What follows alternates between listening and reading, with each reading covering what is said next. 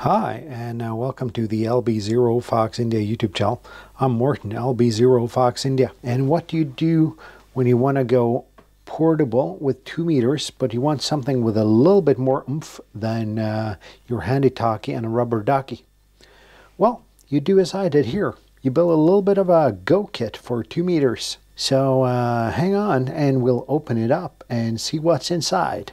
And I bet some of you guys already know how to read, so you've probably seen what's inside. But this is a similar kind of case as my X6100 Go case, which I'll link to up here. Just a little bit smaller, a little bit less than half the size. Same strong and nice latches on this one as the bigger case. Let's open her up here and see what's inside. And there's not really room for anything else than what you need inside this case. First of all, we have the microphone for the Retevis RA25 here. We'll just put that out to the side as of now. We got about 10 meters of coax permanently attached to a Slim Jim antenna.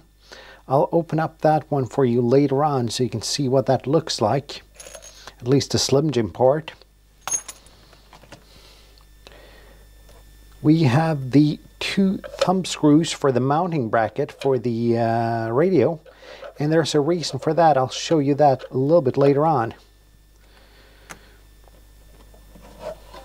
Then we have the radio, the Retevis RA25, and it's actually upside down, so I'll just flip it over for you. Connected with power poles here. And finally, there's the mounting bracket for the radio, and I'm going to show you why I have both the thumb screws and the mounting bracket. The RA25 here has one design fault, even though it's an excellent radio with a really loud speaker. The speaker is on the bottom, as you can see, and we just put it flat on the table like this. There's no air coming to the speaker or out of the speaker, so you can't really hear anything. So that's why I included the bracket and the thumb screws. Let's see if we can mount this up. And just screw it on the side here.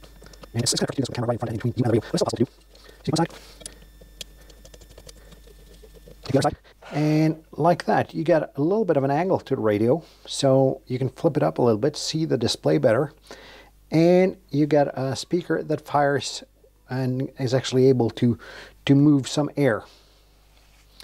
And you might ask yourself why I don't have a battery in here. And battery is highly dependent on where I'll operate. I might just take a small, the small little power bank you've seen in several of my videos. I might take a LiFePO battery, or I might take a bigger lead acid battery if needed for several days or perhaps a week. And I might even just mount this in my car with a cigarette lighter adapter. So the power source will vary on the condition that I'm going to operate, but the rest of the equipment stays the same. It's a little bit like my HF case, where I have a power source, but I don't have an antenna, because the antenna is dependent on my operating conditions. Here I do have an antenna, but you might vary the power source. So let's just finish off taking a look at the Slim Jim antenna. And this is the Slim Jim antenna all coiled up. I got a piece of elastic cord here, which is tied to the top of the antenna. So I'm going to untie that and lay the antenna out, and you can see how the Slim Jim looks, both at the feed point and the rest of the antenna. So this is the Slim Jim antenna made out of ladder line, and I got a feed point here where the coax is permanently attached to it. And the reason for doing that is this antenna is for one single purpose. And I got about 10 meters of RG58 here, which is enough for most portable operating conditions. And by doing this, I don't really need to take a roll of coax with me. I can just keep it like this. Further on the top end here, I've attached a piece of elastic string, so I'm able to string it up into a tree, a building, pretty much anything, a mast, whatever. So I hope this was a nice walkthrough. Thank you for watching my channel. please do like, comment, and subscribe. And until next time, 7-3.